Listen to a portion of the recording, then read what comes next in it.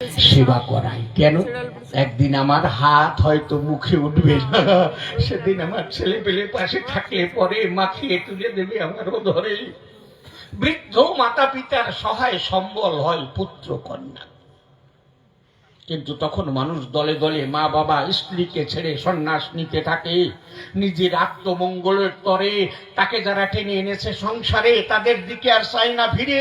আমার হরিচাঁদ দরদি যিনি ডাক দিয়ে বললেন, তিনি যাদের তরে দুনিয়ায় আসি এত জগতে ভালোবাসাবাসি, তাদের শেষ বয়সে এমন ভাবে ছেড়ে কেউ যদি যায় ভগবানের তরে, কোন ভগবানকে পাবে তা আমি ঠিক জানি না।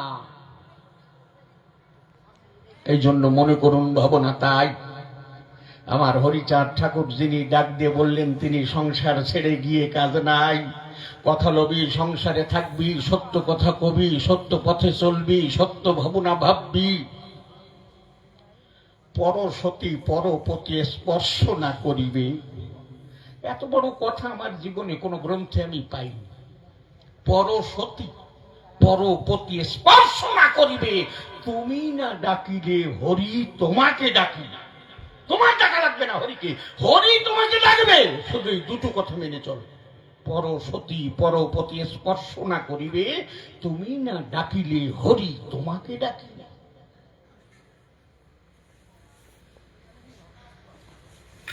এই জন্য বাবা হরিচাঁদ ঠাকুর যিনি মা বাবাকে অবমাননা করেন নাই, তিনি তাদের বলে নাই যে মা বাবা ওই ঠাকুরের সাধন ভজন বৈষ্ণব ধর্ম ছেড়ে দিয়ে আমার সঙ্গে হরি হরি বলো, বলে নাই। তাদের কাজে বাধা দেয়নি।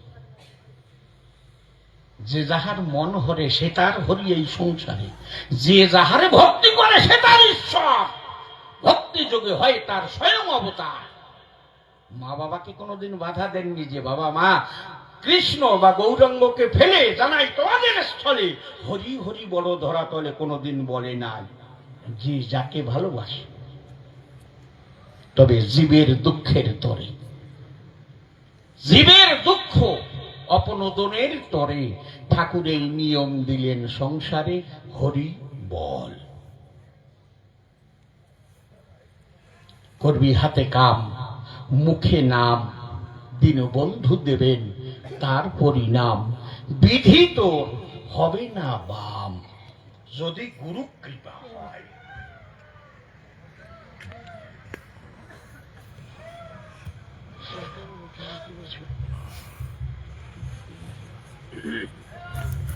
তাহলে প্রশ্ন কি? গাছের গোড়া কেটে আগায় তোরা ঢালিস না রে জল। মাতা পিতা গাছের গোড়া, হরি গাছের ফল। বাবা আমার হরিচাঁদ ঠাকুর যিনি মাতা পিতাকে জীবনে অবজ্ঞা করেন নাই, তিনি তোমাকেও তাই বলেছে। তোমার মা বাবা প্রথম গুরু, করি আমার কাব্যের শুরু, যেখান থেকে তোমাদের জীবন পথ অগ্রগতি অভিমুখে ধায়। এই জন্য ঠাকুর হলপ করে ডেকে বলেছে সংসারের তরে মা বাবাকে যত্ন করো, সেবা করো পরাণ ভরি। মাতা পিতা গাছের গোড়া। এই জন্য তোমায় বলি, ধরে কাব্যের প্রণালী শুধু লেখাপড়া জানলে পরে ভাব বোঝা যাবে না। সংসারে যেতে হলে ভাবের ঘরে, খুলে বলি তোমার ধারে গুরুর চরণ কি লাভ বুঝতে পারি নাই। তা বুঝতে পারতেছিস না যখন একবার মাতাম দিয়ে দেখ, দিয়ে দেখলেই তো বোঝা যায়। দিয়ে দেখ যে দিলে কি হয়। এতে কোনো যোগ হয়, এতে কোনো ধ্যান হয়, এতে কোনো নাম হয়, এতে কোনো জ্ঞান হয়, এতে কি হয়? বাবা ভালো বুঝতে পারিস না এতে কি না হয়। এতে কি না হয় সব হয়।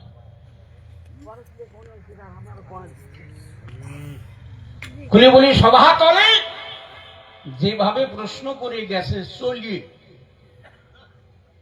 আমি আর একটা সুর ছন্দ তুলি তার এই প্রশ্নের মীমাংসা দিতে চাই।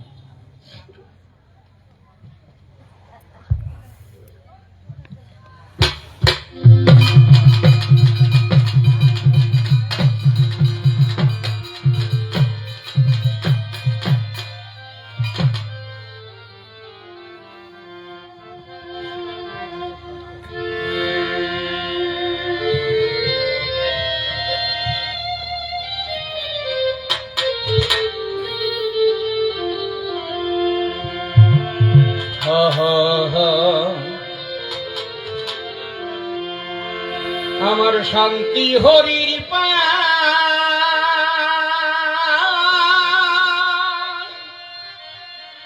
আছে পারের উপায়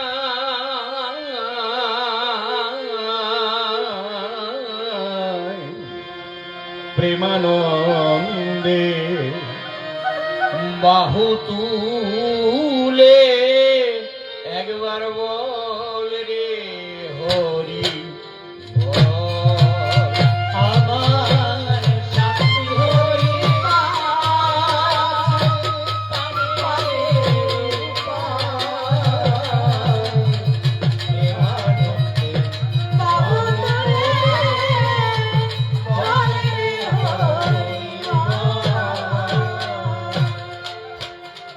একবার বাজাও ডঙ্কা সমন শঙ্কা একবার বাজাও ডঙ্কা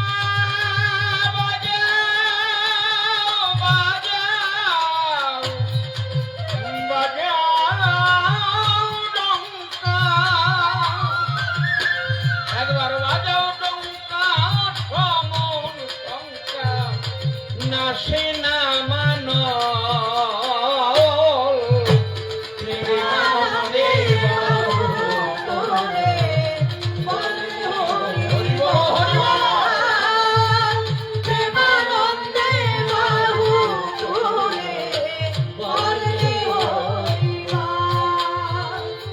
একবার বাজাও ডঙ্কা সমন শঙ্কা। বাবা সুব্রত শুধু বাইরের ডাঙ্কা বাজানো দেখলে একবার বুকে হাত দিয়ে চোখ দুটো বন্ধ করে দিয়ে ভাবতে চেষ্টা করো।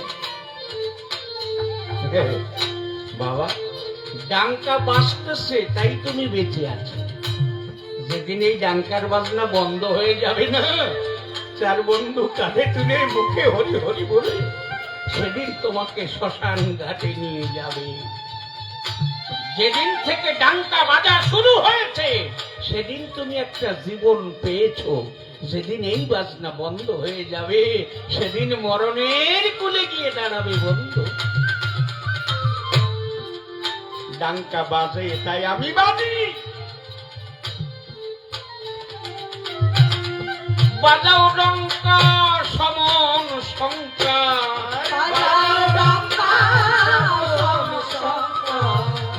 নাশে না মানো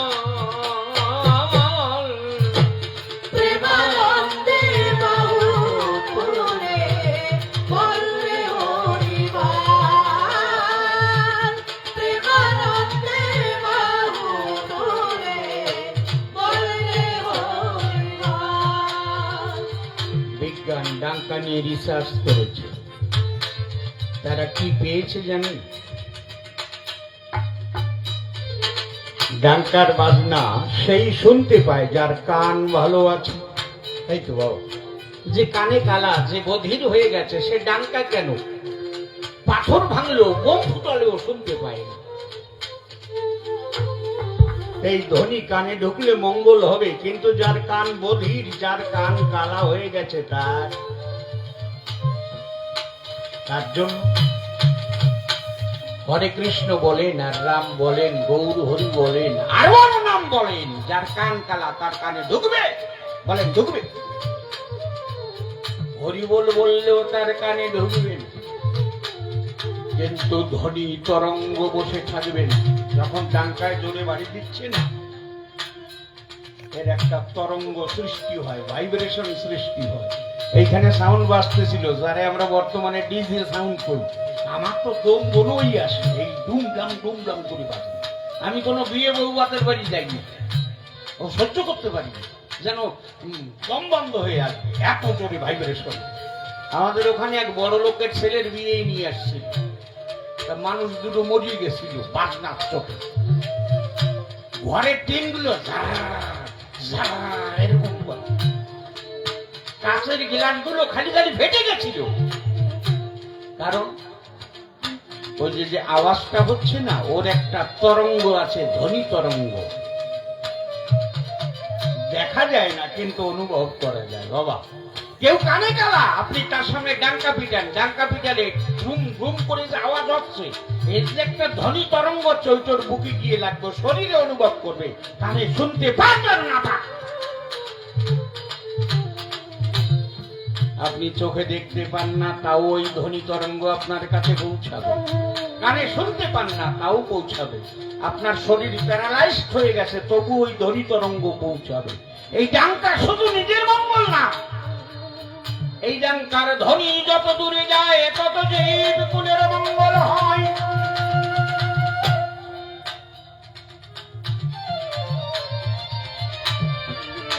এই জন্য ঠাকুর এই ডাঙ্কার বিধান দিলেন যে তুই তো তোর জন্য নাম করছিস, তোর যে ভাই কানে শুনতে পায় না একটু তার জন্য কর।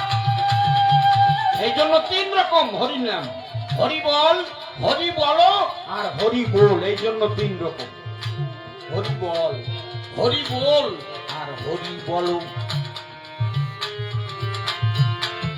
মাতা পিতা দেবার দেবী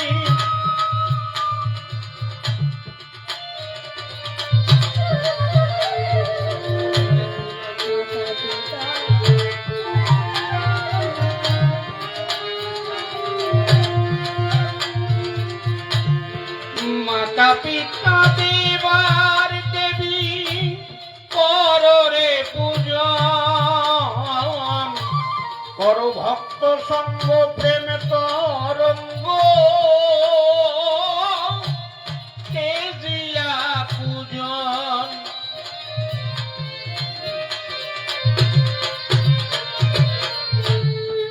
মাতা পিতা দেবার দেবী করো রে পূজন, করো ভক্ত সঙ্গ প্রেম তরঙ্গ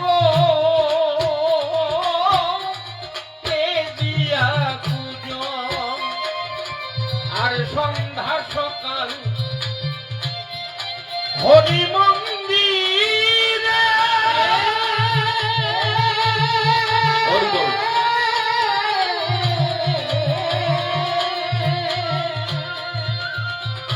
প্রার্থনায় সপিয়া মন্দিরে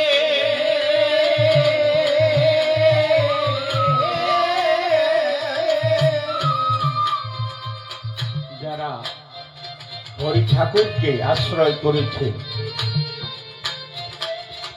শুধু হরি নয়, যারা যাকে আশ্রয় করেছে দিন অন্তে একবার তার সামনে গিয়ে দাঁড়াতে হয়।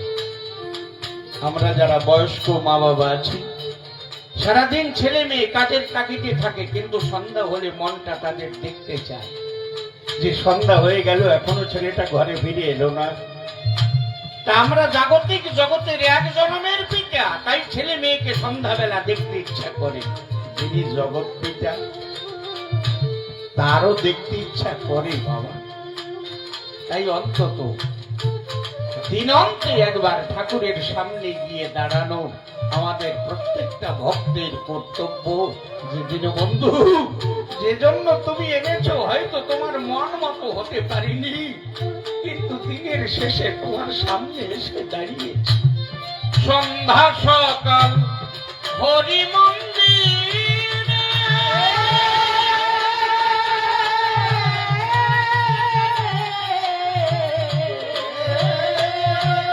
প্রার্থনায় সপিয়া মন্দিরে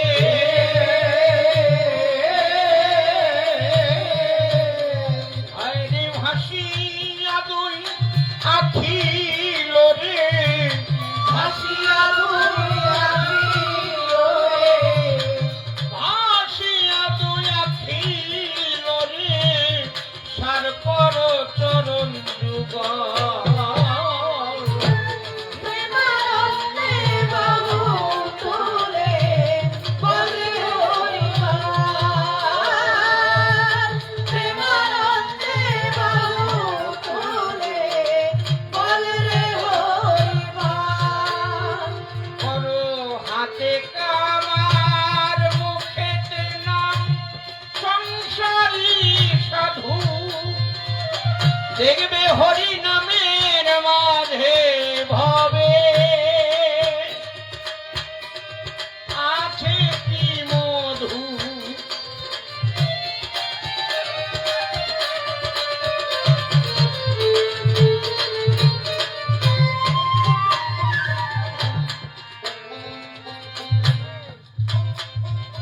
বছর পরে আপনাদের এখানে গান গাইতে এসেছি।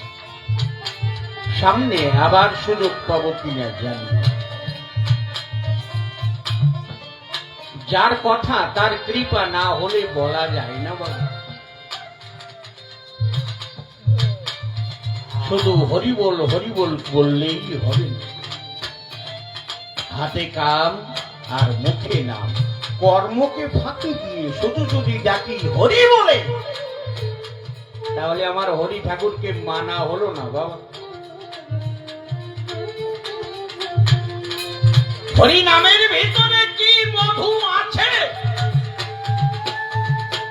এই মধু যদি আমি পেতে চাই, তাহলে আমাকে হরি ঠাকুরের আদেশ পালন করতে হবে, আমাকে মতুয়া আদর্শ পালন করে চলতে হবে। না হলে হরিবল জীবন বলে বললেও এই হরি নামে মধু আছে, তার আস্বাদন পাবো না বাবা।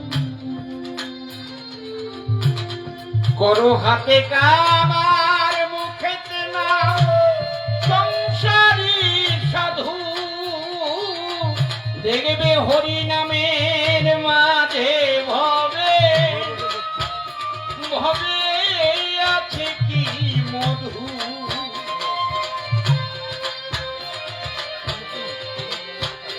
মাঝে মাঝে একটু অফ হয়ে যাচ্ছে কি, এইটা না কানেক্টটা কি নামে হলে আত্মবিভোর,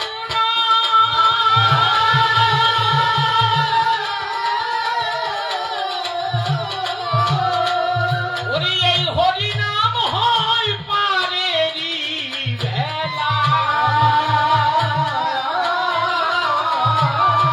নামে হলে আত্মবিভোলা, অর্থাৎ নামেই যদি কেউ একবার মাতোয়ারা হয়ে যেতে পারে, তখন এই নাম তার পারের বেলা হয় বাবা, আলাদা নৌকার প্রয়োজন পড়ে না।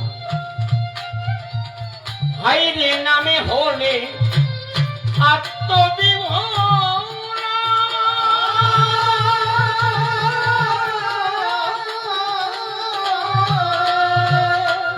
হরি নাম হয় রে তার পারেরই ভেলা।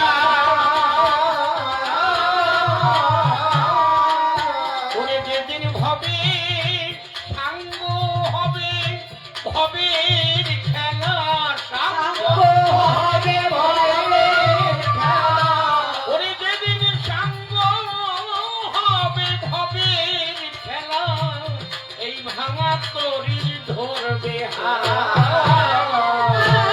প্রেমানন্দে বাহু তুলে বলে হরিবার, প্রেমানন্দে বাহু তুলে বলে হরিবার।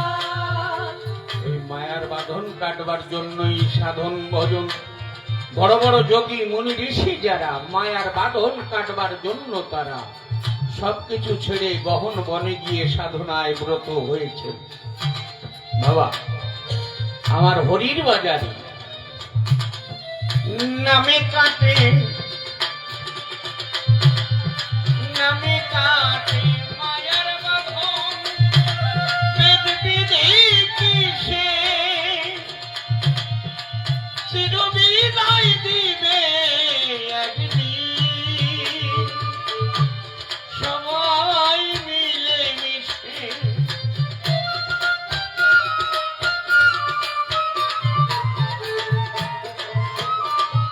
শুধু হরি বলেই মায়ার বাঁধন কেটে যাবে। কার কেটেছিল? অশ্বিনীর কেটেছিল। কার কেটেছিল? গোলকের কেটেছিল। কার কেটেছিল? নাম করে মায়ার বাঁধন হীরামনের কেটেছিল। এই মায়ার বাঁধন কাটবার জন্য আলাদা করে সাধন ভজন করতে হবে না। হরি নামে যারা মন দিয়েছে, এই নামেই তাদের মায়ার বাঁধন কেটে দেওয়ার ক্ষমতা রয়েছে। ওরে চারি বন্ধু স্কন্ধে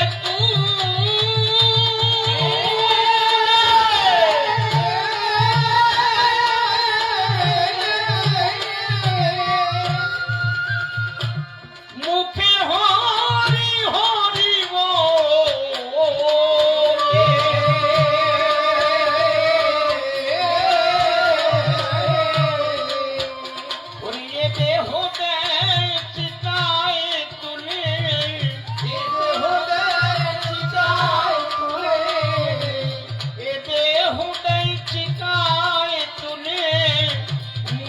হরি বলে প্রেমানন্দে বাহু তুলে বলে রে হরিবার প্রেমানন্দে বাহু তুলে বলে রে হরিবার হরি পদে মন জানে যেজন ভাবে রয়, তার থাকে না এই জগতে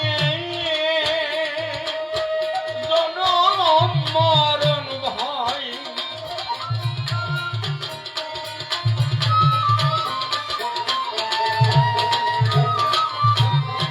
গোলক তারক আর মহানন্দ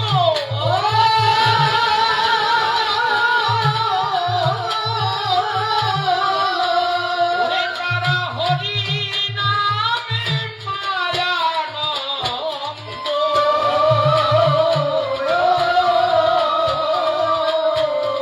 অধম তারকের গেল না সন্ধ,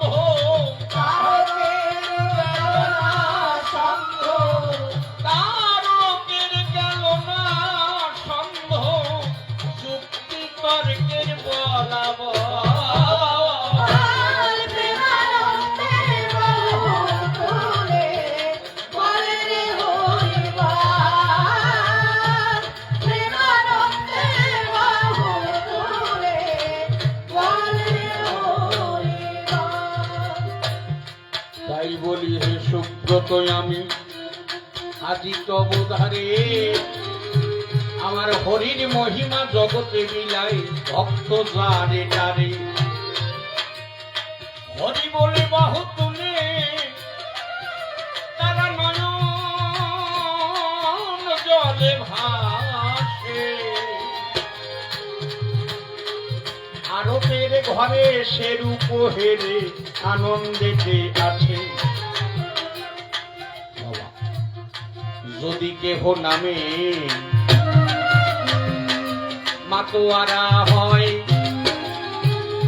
নারী পুরুষ বিভেদ জ্ঞান তার দূরে চলিয়া যায়। কাউকে আলিঙ্গন করবার সময় যদি মনে হয় যে এ নারী বা এ পুরুষ, তাহলে বুঝতে হবে তাকে আলিঙ্গন করার অধিকার এখনো আমার হয়নি। নারী জ্ঞানে বা পুরুষ জ্ঞানে না আলিঙ্গন হয় না বাবা। প্রথমে যখন কীর্তন করে লম্ফ ঝম্প দিয়ে হরি বলে বাহু তুলে লম্ফ ঝম্প দেয়, হরির নাম গাহিতে গাহিতে তখন পরে যে ধরায়, ধরাই পড়িয়া গড়া গড়িয়ার জড়াজড়ি করে, ধরা ধরি করিয়া যেতে চায় ভগবানে। প্রথমে জোরে জোরে লাভ দিচ্ছে হরি বল বলে, শেষে প্রথমে জোরে জোরে, শেষে হরি বলো হরি বলো হরি বল হরি বল হরি বল হরি বল হরি বল। একটা জিনিস আমরা খেয়াল করে দেখেছি, ওই যে ডাঙ্কা বাজায় সে একটু কয় কি না কয়, আর যে দলপতি থাকে একটু মাথা নাড়াই হরি বল কয়, আর সবাই মুখ বুঝে থাকে।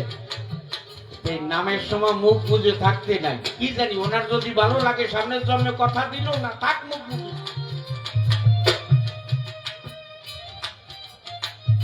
এত বড় পতিত পাবন দয়াল অবতার এসেছে, একটু হরি বল বলবো তাতেও লজ্জা করে, ওরটাও কইয়ে যাক আমি খিচুড়ি গিলি বাড়ি চলে যাব।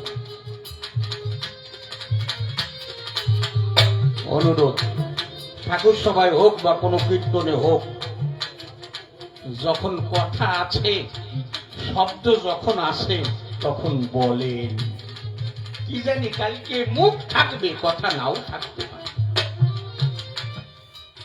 তাই প্রথম যখন জোরে জোরে দিচ্ছে, কিন্তু পরে হরি বলো, হরি বল, হরি বল, হরি বল, হরি বল, হরি বল, হরি বল, হরি বল, হরি বল। হপ হপ হপ হপ। হয় হয়। তা প্রথমে কি থাকে? নাম থাকে। প্রথমে কি? নাম থাকে। কথাগুলো খেয়াল করবেন একটু, আপনাদের কাছে অনুরোধ। প্রথমে মুখে কি থাকে? নাম। নাম উল্টেই দেন, কি হয়? নয় আকার ম, নয় আকার ম, নয় আকার ম। আকার কোথায়? মাঝখানে। তা ন আকার ম। এবার ম সামনে আনি না, ন পিছনে নেন, কি হয়? মান। যত সময় মান সম্মান বোধ আছে তত সময় নাম থাকে। কথাগুলো একটু লক্ষ্য করে শুনুন বাবা। যত সময় মান সম্মান বোধ আছে তত সময় নাম আছে, কিন্তু যখন মান থাকে না তখন হরি বলে না হোপ বলে, সেদিকে আর লক্ষ্য রাখে না। আমি কি বলছি আপনি আমাকে শুনে কি বলবেন, সেদিকে আর লক্ষ্য নাই। হরি বল বলিতে বলিতে যখন হোপ হইয়া যায়, মান সম্মান ছাড়িয়া তখন গড়াগড়ি যায়। ধুলাতে পড়িয়া ভাবাত্মক হইয়া গো, তখন নামের দরকার নাই। এই নামের নামই খুঁজিয়া বেড়ায় ভক্ত যে জন ভাই। এখন নামই খুঁজছে, এখন নাম নয়। আপনারা শুনেছেন যে তারক সরকার গান গাইতে হয়। আমার সঙ্গে কয়েকজন এই বাড়িতে দেখা করতে গিয়েছে। নাম তো শুনেছে তারক সরকার আসবে, এইবার নামই কই। নামই ওই বাড়ি বসেছিল। তখন আর নাম দরকার হয় না, যখন নামের সঙ্গে দেখা হয়। ভাবেরও পাথারে পড়িয়া ধরা পড়ে গো, ওরে যখন নামি দেখা পায়। নাম থাকে না, নাম থাকে না, বিশ্ব ভাবের মানুষের সঙ্গে যখন দেখা হয়ে যায়, লজ্জা ঘৃণা ভয়ে তখন দূরে চলিয়া যায়। প্রথমেতে কপি ভাববো যারা ছিল রাম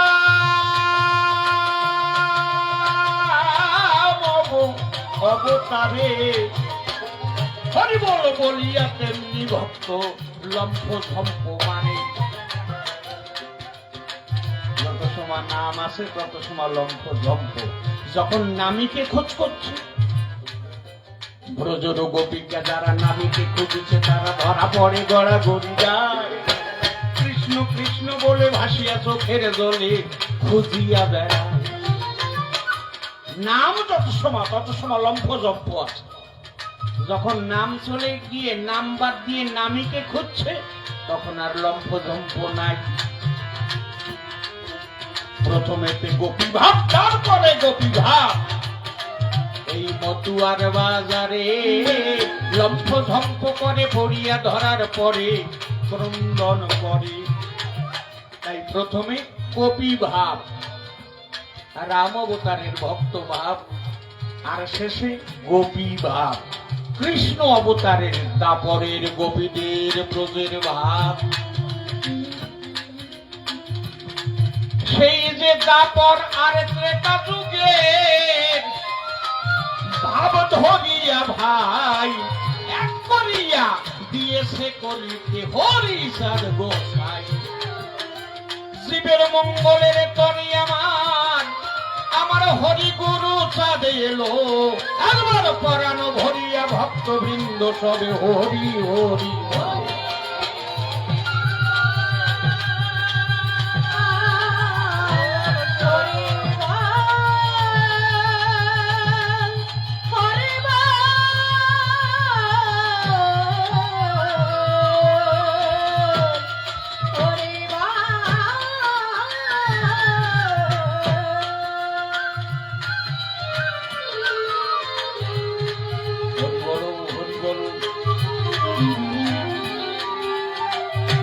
বারবার হরি বলো বাহু তোলো ভাই, দিন চলিয়া যায়, বন্ধু বান্ধব রবে না কেহ সেই পারো ঘাটায়। বাবা, কেউ যদি একবার নামের সন্ধান পায়, কথাগুলো একটু লক্ষ্য করে শুনবেন, কেউ যদি নামই পায় তাহলে আর আমি থাকে না। নামই পেলে আমি থাকে না, রাত্র হলে দিন থাকে না, দিন হলে রাত থাকে না, আর নামই পেলে আমি থাকে না। তখন সর্বময় তুমি হয় ভক্তের বাজারে, মন প্রাণ যে জন ভুবন ছপিয়াছে তারে। অশ্বিনী গোসাই হরি সঙ্গীত লিখিয়া, অশ্বিনী গোসাই গুরুচাঁদ ঠাকুরের কাছে গেল, কর জোড়ে নিবেদন করে কহিতে লাগিল, বলে বাবা কথা নেবা, আমার ঠাকুরের গুণগীত লিখি, এইটাই একটু ছাপিয়ে দেবা, এই দাবিটা রাখি। এটা একটু ছাপাই দিতে হবে। গুরু স্যার বললো, বাবা অশ্বিনী, দাবি তো মন্দ করিস নাই, কিন্তু আমার তারক দাদা যখন হরিলীলামৃত লিখেছিল তখনও এই সমস্যা হয়েছিল। তবে গোপাল সাধু যিনি অর্থ খরচ করে এই গ্রন্থটা ছাপিয়ে দিয়েছিলেন তিনি, কিন্তু বাবা তোর এই গ্রন্থ কে ছাপায় দেবে, কে এই অর্থের যোগান দেবে? অশ্বিনী বলল, জানি না জানি না জানি না বাবা, জানাই তোমার ধারে, আমার ঠাকুরের এই গুণগাথা প্রসার হোক সংসারে, যেভাবে পারো উপার্জন করো, তুমি আমার কথা নাও, এই হরিচাঁদের গুণগাথা একটু ছাপাইয়া দাও। গদি ঘরে বসে গুরুচাঁদ ঠাকুর বললেন, কর্তারা কেউ কি আসো? অশ্বিনী আমার বাবার গুণগান লিখেছে, কেউ কি আসো, এটাকে ছাপিয়ে দিতে পারে? যারা ছিল চিন্তা করে দেখলো বহু অর্থের প্রয়োজন, কেউ সাড়া দিল। অশ্বিনী, কেউ তো সাড়া দেয় না বাবা। অশ্বিনী বলল, বাবা আমি জানি না, যা করো ছাপিয়ে দিতে হবে, এইটাই আমার শেষের নিবেদন। যা করি বললো, হ্যাঁ যা করো ছাপিয়ে দিতে হবে। তা এদিকে সামনে দাঁড়িয়েছে। কর্তারা শোনেন, আজকে অশ্বিনীরে বিক্রি করবো, আমার তো আর কিছু নাই। অশ্বিনী বিক্রি হবে আজি,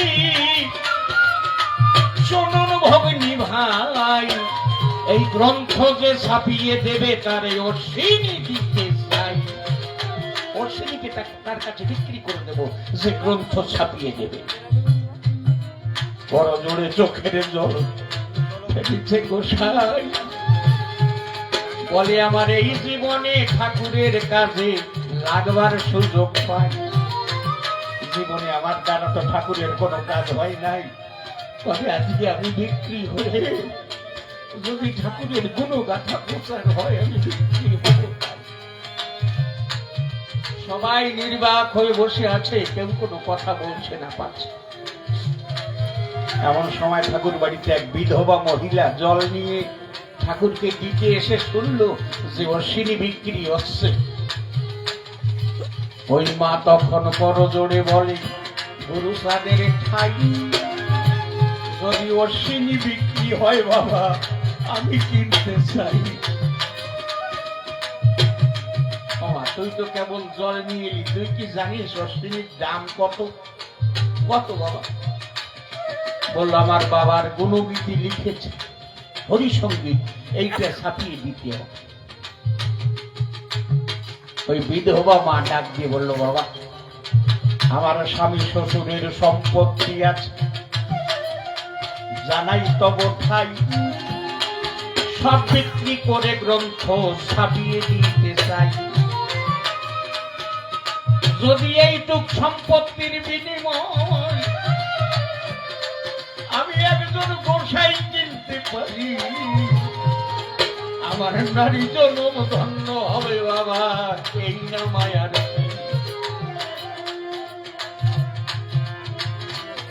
দিবি তো? হ্যাঁ দেব। অশ্বিনী এদিকায়। অশ্বিনীর হাত ধরিয়া তখন দেবলার হাতে দিল, বলে অশ্বিনী তুই কিন্তু আজ বিক্রি হলি ভালো, আজকের থেকে তোরে আমি বিক্রি করে দেই, তার বিনিময়ে গ্রন্থ ছাপানোর অর্থগুলো নেই। গোসাইয়ের হাত ধরিয়া দেবলা গৃহেতে আসিল, ডাক দিয়ে গোসাইকে তখন কহিতে লাগিল, কিনে এনেছি গোসাই তোমার, তুমি আমার কথা নেবা, যা কহিব তাই শুনিবে, এই প্রতিশ্রুতি দেবা। অশ্বিনী বলছে, মা তুই যখন কিনে নিয়ে আসিস তুই যা বলবি আমি তাই শুনি, বল কি করতে হবে আমার। দেবলা বলে, বিধবাই আমি, পতি সুখ ভাগ্যে নাই, তবুও আজি জগৎপতিকে প্রণতি জানাই, সাধু সেবা করবার তরে গো আমার জীবন রাখিল বাঁচাইয়ে, বড় সৌভাগ্যের ফলে তোমায় পেয়েছি ধরায়। বাবা আমি তোমাকে কাজ করার জন্য আনি নাই, কথা নেবা, বসে থাকবা, যেন সন্ধ্যা সকাল দেখি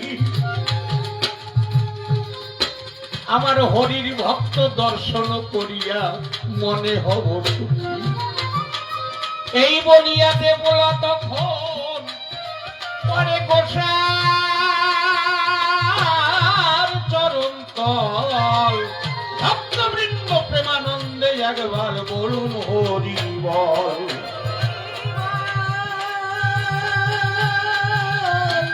হরি বল, হরি বল, হরি বল।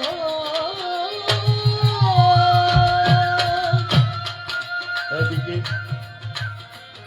গুরুচাঁদ ঠাকুর অশ্বিনীকে বিক্রি করে যখন গিয়েছে অন্তপুরে, সত্য বাবা মা ডেকে বলছে, ঠাকুর তুমি নাকি অশ্বিনীকে বিক্রি করেছ?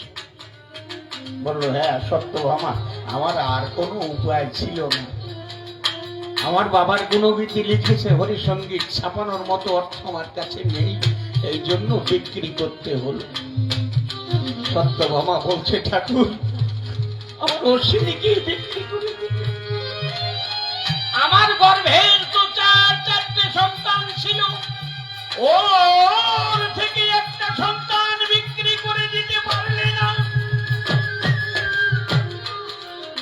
এখন তুমি আমার অশ্বিনীকেই বেঁচে দিবে।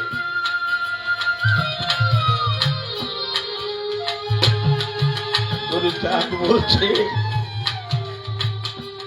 সত্য বাবা সব ফুল দেবতার পুজোয় লাগে না, সব ফুলে দেবতার পুজো হয় না, আবার পিতার পূজার জন্য ফুটিয়াছে অশ্বিনী নামের ফুল, পিতার নামে উৎসর্গ করেছি, বুঝো নাই আমায় ভুল।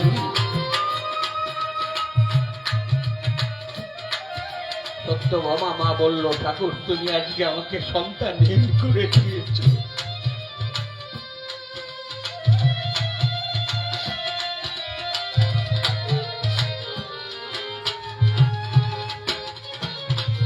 যাকে বিক্রি করে দিলে তার তো একটা পরিবার আছে নাকি, তার মা আছে, তার স্ত্রী আছে।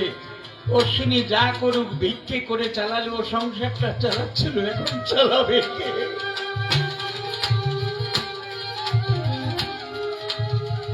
গুরুচান ঠাকুর বলছে সত্য, আমার বাবার নামে কেউ যদি বিক্রি হতে পারে, তার সংসার আমার বাবা চালায়, এই না সংসারে। হরির নামে কেউ যদি একবার এইভাবে বিক্রি হতে পারে, তার তরির হাল ধরে আমার হরি ঠাকুর সংসারে।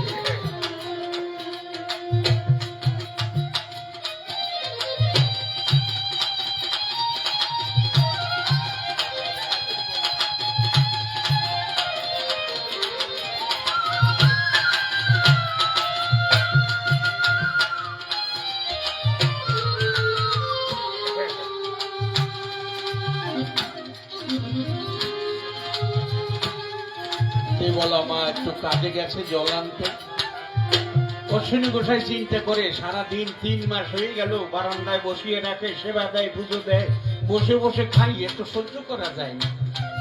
মা জল আনতে গেছে, অশ্বিনী বারান্দার থেকে নেমে সামনে কয়টা গাছ, বেগুন গাছ লাগানো ছিল, ঘাস বাঁচতে শুরু করেছে। দেবলা দেখিয়া কহিল ডাকিয়া, অশ্বিনী গোসারে ঠাই, তোমায় কিনে এনেছি যাই কাঁধা কাছি, উপায় কিন্তু নাই। আমি তোমাকে কিনে এনেছি, আমি যা বলবো তাই শুনতে হবে। কেন এই গাছ সাফ করতে এলি? জানি না কত জন্মের সৌভাগ্যের ফলে তোমার সেবা করার সুযোগ পাই। আমার বাড়িতে কাজ করে ভাগ্য কেড়ে নিও না গোসাই। আজকে তোমায় ছুটি দিলাম, তুমি নিজে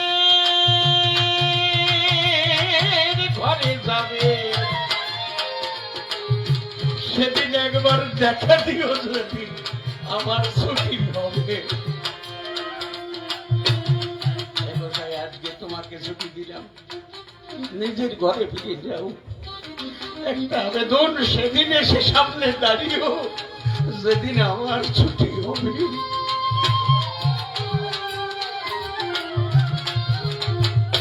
গোসার চরণে দেবলা তখন আছাড়ে খেয়ে পড়ে, আশীর্বাদ করিল অশ্বিনী তখন এই মায়ের। ডাক দিয়ে বলল, মা যদি এই মুখে কোনদিন দয়াল হরির নাম করিয়া থাকি, শেষের নিবেদন জানিয়ে যাই তাহার কাছে ডাকি। যদি আমার জীবনের পুণ্যের বিনিময় তোর মুক্তি হয়, এই 3 মাস যে সেবা দিয়েছিস আনিয়া বাসায়, দীনবন্ধুর কাছে প্রার্থনা করি আমার পুণ্যের ফলে যেন তোকে সেদিন পার করিয়া নেই রে অগাধ জলে। দেবলাকে আশীর্বাদ করিয়া গো গোসাই ধীরে ধীরে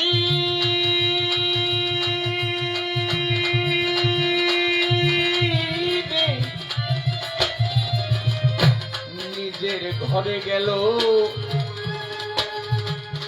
মাতা পত্নী দুইজনেতে সম্মুখে হরি বল হরি বল। অশ্বিনী ডাক দিয়ে বলছে, মা এই 3 মাস তো আমি বাড়িতে ছিলাম না, তোমরা কি খেয়ে কেমন ভাবে বেঁচে আছো?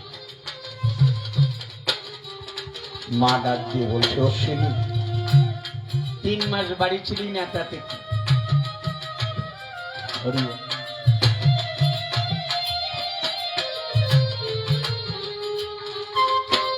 তুই তো ঠাকুর বাড়ি গিয়ে আমাদের চলার মতো ব্যবস্থা করে দিয়েছিস।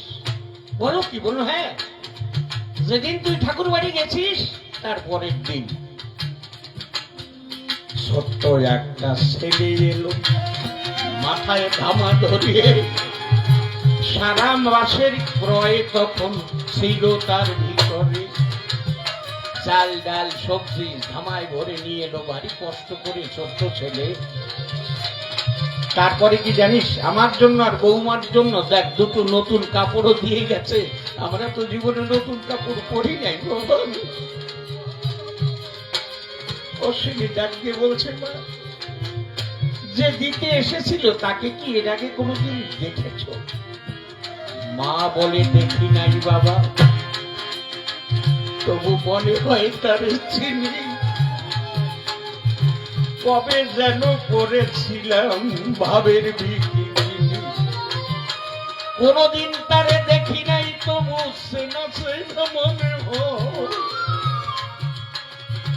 মাথায় করে মালপত্র নিয়ে দাঁড়ালো দরজা। দেখি নাই কোনদিন বাবা, তবুও ছেলেটাকে দেখে যেন কেমন চেনা চেনা মনে হয়েছে। অশ্বিনী বলছে, মা, সেই ছেলেটা এসে দাঁড়িয়েছিল কোথায়? বললো, কেন, এইখানে উঠানে। ধীরে ধীরে অশ্বিনী উঠানে বসিল, দেখে মধুর লোভে এখনো ভ্রমর সেটা উঠতেছিল। গুরুচাঁদের চরণ চিহ্ন গো, আরে আমার অশ্বিনী দেখিল। বাবা বাবা বলিয়া তখন দুলা দেব বললে, আমার জন্য মাথায় করে বোঝাই এলে। প্রতীকের দরদি বান্ধব এমন কোথায় মেলে? চোখের জলে অঙ্গন তলে ওরে তখন অশ্বিনী পড়িল। ভক্তবৃন্দ প্রেমানন্দে একবার হরি হরি বলো।